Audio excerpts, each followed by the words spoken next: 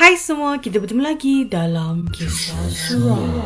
So anyway, hari ni I nak menceritakan tentang kisah yang dihantar oleh Arif. Arif ni, dia menceritakan kisah orang. Kisah ni berlaku dekat sepupu dia yang dipanggil Ijal. Ijal ni, lepas dia pergi camping, hidup dia berubah. Sebelum I mula cerita, subscribe lah dulu.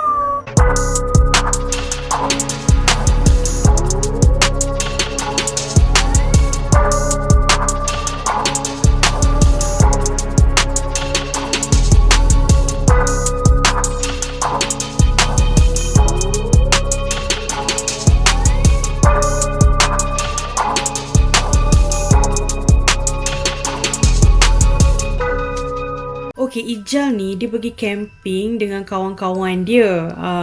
I tak pastilah ni kawan office ke kawan apa, tapi kawan lah. Sebab sekarang ni kan tengah trend yang kita pergi buat aktiviti explore the nature, you know, getting all the positive vibe daripada nature. Kan sekarang memang tengah trend kita pergi camping dekat tepi sungai, kita buat aktiviti hiking. Biasalah bila kita ni lama tak boleh nak keluar, lepas tu bila kita diberi keluar, kita cuba elakkan tempat-tempat yang crowded kan. So ramai yang pilih untuk explore nature sebab tak semua orang nak pergi tempat yang dalam hutan ni semua kan. Lepas tu kebetulan tempat yang Ijal dan kawan-kawan ni, Ijal, Karim, Mio, Azam. Okay, so diorang 4 sekawan ni lah. Diorang pergi camping. Kiranya tempat yang diorang pergi ni bukanlah tak ada orang, macam tak ramai orang sebab dia macam hidden gem lah. Semua lancar waktu siang. Macam biasalah bila siang semuanya macam seronok. Diorang kena hike sikit. Lepas tu diorang macam sampailah this one area, dia macam sungai. Lepas tu macam ada kawasan untuk diorang camping. Tapi tempat ni, bila I cakap rare, maksudnya tempat ni bukan tempat pelancongan lah. So dia punya kemudahan macam tandas awam ke apa semua tak ada lah. Sebab tempat rare kan. Walaupun I tak tahu tempat rare mana ni, tapi tempat rare lah guys. So anyway, waktu siang, okay semua diorang dah jumpa spot ni tak silap I, salah seorang daripada member Ijal ni dah pernah pergi. That's how dia tahu tempat tu macam sesuai lah untuk camping. That's why dia ajak geng ni dah pergi. So masa diorang dah sampai tu, masing-masing pajak kemah sebab masing-masing tak nak share kemah. Diorang ada kemah macam muat untuk seorang-seorang je kot. So diorang pacak 4 kemah untuk diorang tidur. Diorang settlekan macam tempat yang nak masak lah apa semua. Diorang bawa portable stove. Memang well planned lah benda ni. Lepas tu pergilah mandi, berendam lah kejap. Mandi sungai tu, yada, masak, mandi lagi, lepas tu makan. Aktiviti bila kita dalam hutan, kita buat apa je lagi kan, relax je lah. Furthermore, dalam tu memang macam tak ada signal sangat, so none of them macam pakai phone sangat lah. Maybe adalah aku ambil gambar ke macam tu je lah. Basically korang kena tahu tempat ni rare, terpencil, tak ramai orang and tak ada signal coverage yang tinggi. So okay, malam tu pun diorang tidur lambat juga sebab diorang tak ada tidur awal. Diorang macam buat barbecue, bakar-bakar, feeling lah macam Mak Saleh. Kalau Mak Saleh kan diorang bakar marshmallow apa semua. Ni tak adalah macam Mak Saleh sangat. Diorang bakar sausage, bakar burger, macam tu je lah.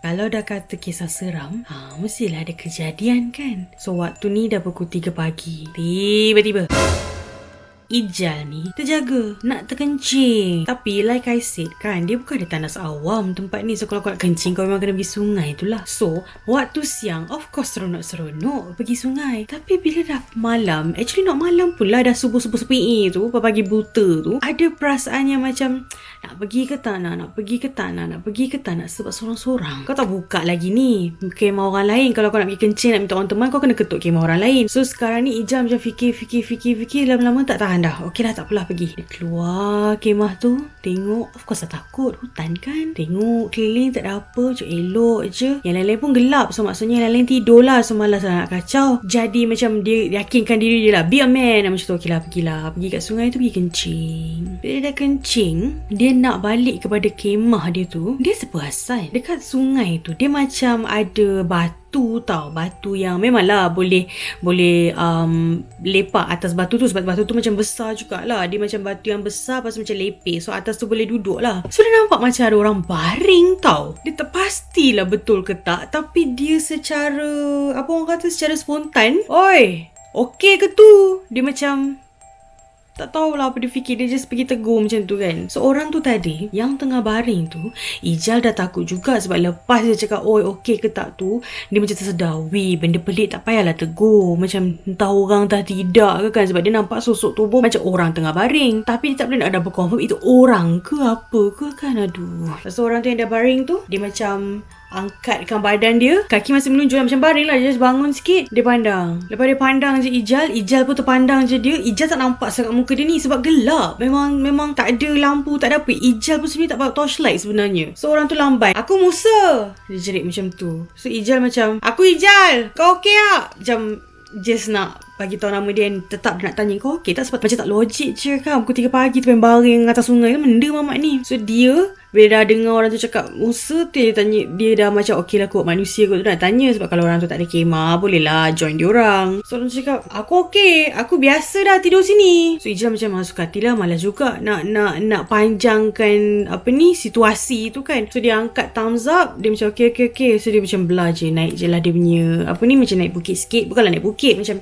sungai ni kat bawah, diorang camping macam bahagian atas sikit lah. So dia macam naik sikit, pergi dah masuk kemah dan sambunglah tidur.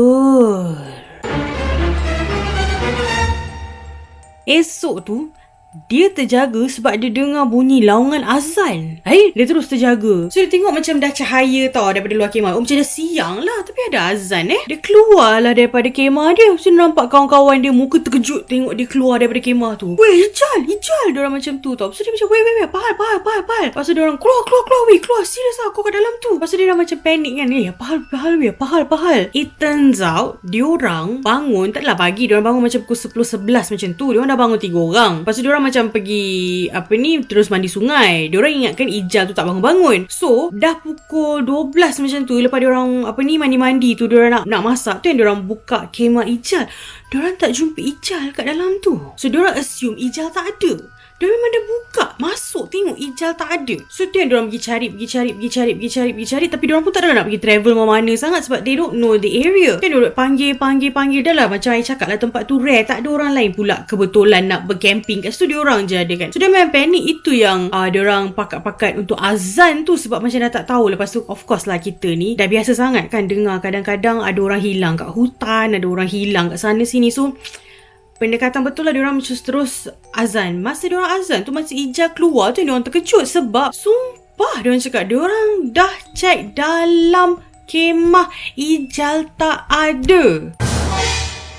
So bila Ijal yang buka zip dari dalam, tak terkejut member dia. Macam, woi, kau dari mana? Macam tak logik sebab diorang dah buka kemah tu tak nampak. So basically diorang tu punya pandangan ditutup lah sebenarnya kan, tak nampak Ijal. Sedangkan kita semua tahu Ijal lepas kencing tidur je. So masing-masing macam dah termangu-mangu. Ijal ni mula-mula dia rasa macam orang prank je lah. Alamak, dandan lah nak cerita macam ni. Macam tak dia tak ambil serius sebab dalam hati dia macam convincing korang nak buat cerita agak-agak. Tapi dia play along. Dia macam okey lah weh, aku okey, aku tak pergi mana-mana. So dia tak cerita pun pasal dia ada jumpa Musa semalam tu. So okey lah. So bila dah jadi kejadian macam tu, masa ni dah tengah hari lah. So kira dah macam dalam almost sejam lah diorang cari Ijal tu. So bila dah macam ni, diorang decide untuk apa kata kita pack je, kita belah. Tak payah nak tidur sebab boleh-boleh diorang plan macam nak tidur macam 2 malam lah. Tapi bila dah jadi macam ni, diorang kata why not kita gerak je. So okey lah, yang Ijal ni pula baru bangun. So kata tunggulah dulu, aku nak mandi dulu. Korang dah mandi, lepas nak cari aku. Sebab Ijal kan dia ada perasaan yang diorang hanya prank. So dia tak adalah rasa sense of urgency nak balik tu. Yang lain-lain tak iyalah weh. Tapi dia kata macam lah, agak-agak aku nak mandi. Okay fine, bagilah si Ijal tu mandilah sekejap. Apa yang lain tu mana yang boleh kemas dulu lah. Yang diorang punya portable stove lah apa semua, of course lah kemas. So kemah-kemah yang lain pun lipat lah dulu. So tinggal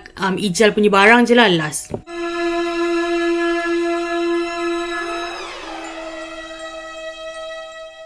So okay, dah settle Ijal apa semua ni dalam pukul 2 macam tu lah diorang gerak. Masa diorang datang, diorang kenalah macam hiking sikit tau untuk pergi ke area sungai yang cantik untuk diorang camping tu. Actually kat bawah-bawah tu ada je untuk diorang camping juga, tapi bahagian bawah tu macam konon spot tu orang dah biasa. Bila naik sikit tempat diorang camping ni rare gitu. So okay, jalan.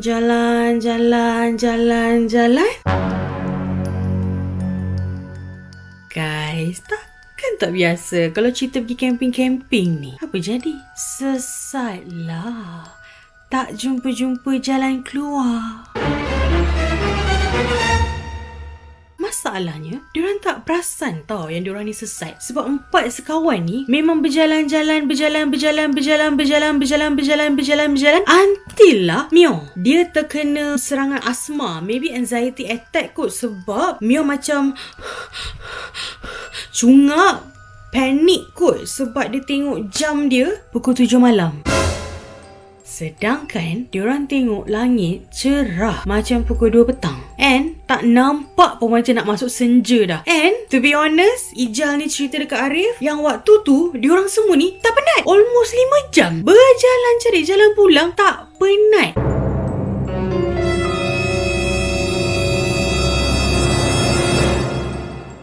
Diorang tak sedar yang diorang dah lama jalan and diorang tak penat, tak rasa penat. Diorang rasa macam, entahlah, diorang pun macam kena pukau kot. Berjalan. Until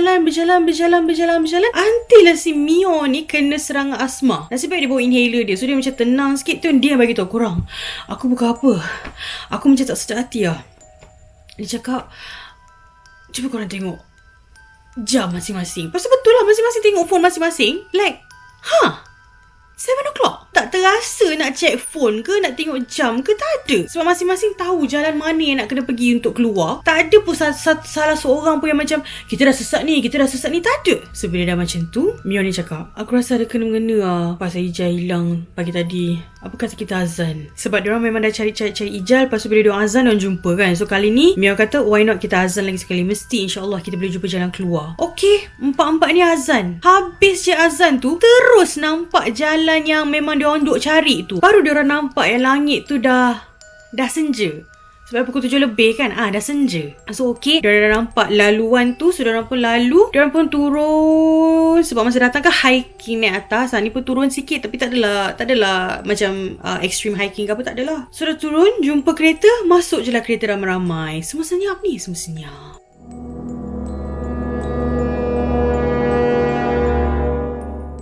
Dah masuk highway, macam keluar daripada tempat camping tu, masuk highway dah. Barulah ada suara masing-masing duk bercakap-cakap sikit, and they all agree untuk kena singgah satu-satu tempat dulu. Dia tak boleh balik terus. So diorang pun macam pergi lepak lah kedai makan mana entah. Just makan, and bila dah rasa macam okay kot, okay gerak balik. Sebab tak boleh nak lepak lama-lama sangat, sebab memang dah malam. Dah makan, settle pergi balik rumah Karim, I think. Karim yang drive kereta. Diorang pergi semua satu kereta. Diorang park dekat rumah Karim.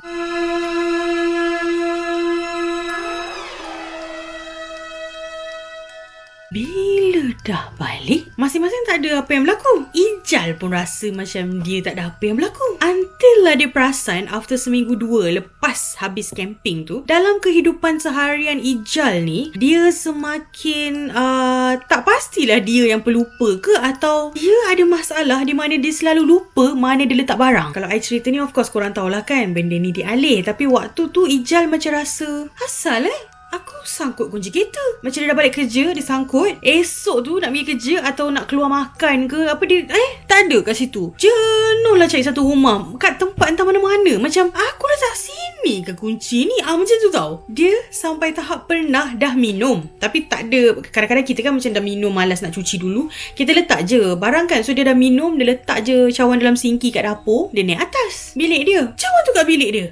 Habis yang aku pergi turun letak dalam sinki tu apa? Dia macam dia selalu ada kejadian-kejadian macam tu tau. Sampai tu tahap dia bangun pagi atas katil bilik dia. Tapi seingat Ijal, dia memang tertidur kat bawah. Dia tengok TV bola. So dia hidup begitu until lah ada satu hari dia tengah makan. Dia makan kat meja makan. Kan si Ijal ni duduk sorang-sorang. Dia Kat meja makan tu ada 4 kerusi. Standard lah kalau kita beli meja makan kecil. Salah satu kerusi tu ditarik. Diseret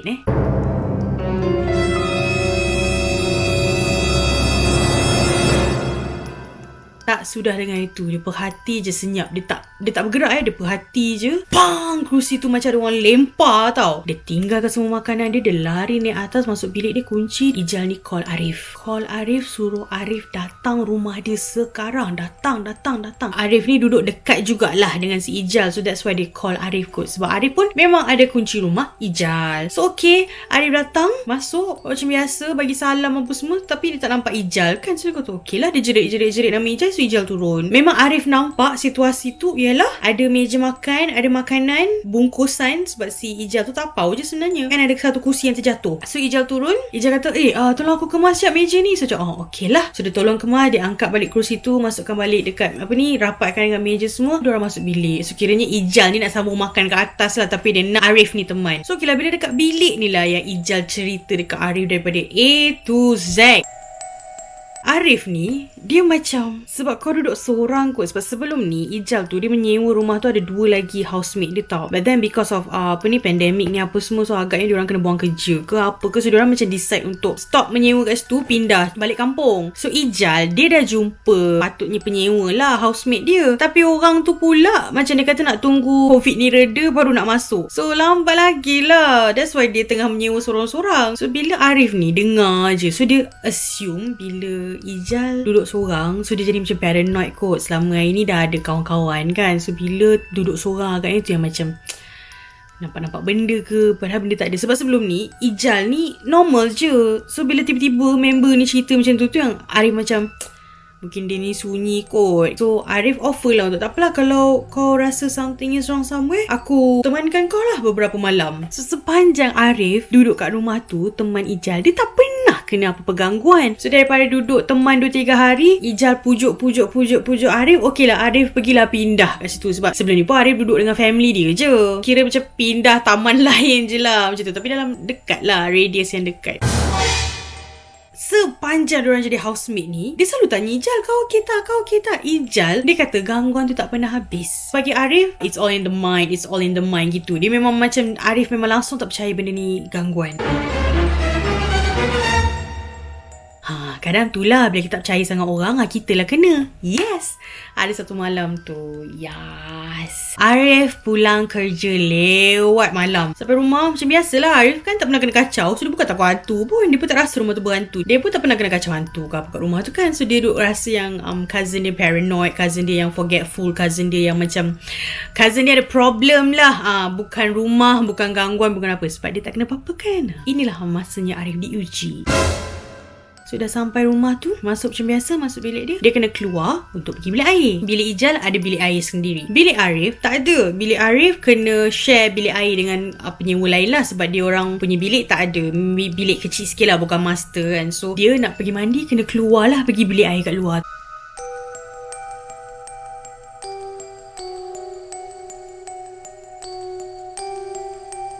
Dia kan tak takut hantu.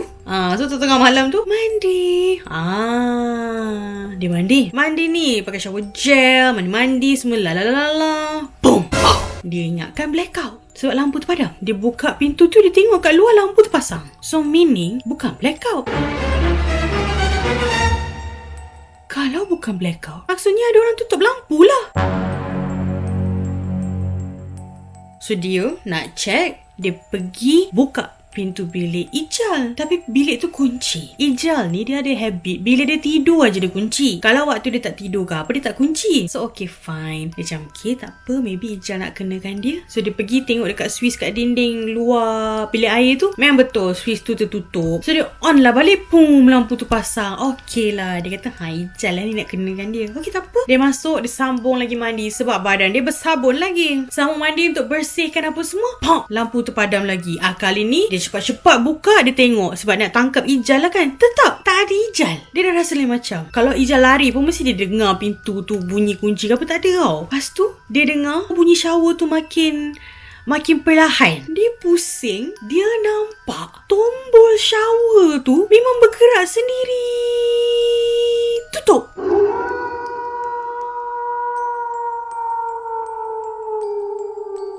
Takut. Dia terus lari dengan towel-towel dia ni masuk bilik dia, terus kunci pintu. Kau ingat kau selamat? Kau ingat kau selamat ke? Belum sempat nak buat apa, nak lap badan ke, nak pakai baju ke, tombol pintu bilik dia ada orang gerak-gerakkan mau masuk. Kruk kruk kruk kruk kruk kruk kruk. Kau faham tak? Arif dah takut dah time ni. Dia jerit je, Allahu Akbar, Allahu Akbar, Allahu Akbar. Dia jerit banyak kali sampai bunyi tu stop. Tombol tu dah tak bergerak dah. So dia assume macam dah tak ada apalah ni. Dia dah selamat lah. Benda tu dah hilang. Arif kata time tu lah baru dia macam tersedar yang apa benda selama ni Ijal duk cerita kat dia benda betul. So itu sahaja kisah yang I ada untuk share dengan korang. I harap I dapatlah sampaikan kisah ni dengan baik. Arif pun ada cakap dekat email, dia kata sorry lah kalau kisah ni tak seram sangat. Tapi I nak ingatkan semua orang, kita dengar kisah orang, kita dengar je. Anggap like I always, macam I selalu cakap lah, anggap kisah seram Farah Faisal ni adalah satu rancangan hiburan yang korang boleh dengar. Jangan terlalu taksub, jangan terlalu nak judge kisah-kisah orang. Tak, just dengar, layan, lepas tu dah korang lelap je lah tidur. Okay? Sebelum I lupa, jangan lupa korang hantar juga story dekat I tau. I nak ingatkan kat semua lagi satu, kisah seram ni bukan competition kisah siapa yang lebih seram. I selalu sangat terima email yang macam minta maaf kalau kisah ini tidak seram, minta maaf kalau kisah ini tak cukup seram. Macam kenapa minta maaf? Jangan. Tak apa, you hantar je. Tak ada siapa yang berhak nak menidakkan perasaan anda sewaktu ianya berlaku kepada anda bahawa ianya menyeramkan buat anda. Thank you korang, jangan lupa hantar story, and semoga ada rezeki kita bertemu lagi lah in the next video. Okay, bye. Assalamualaikum.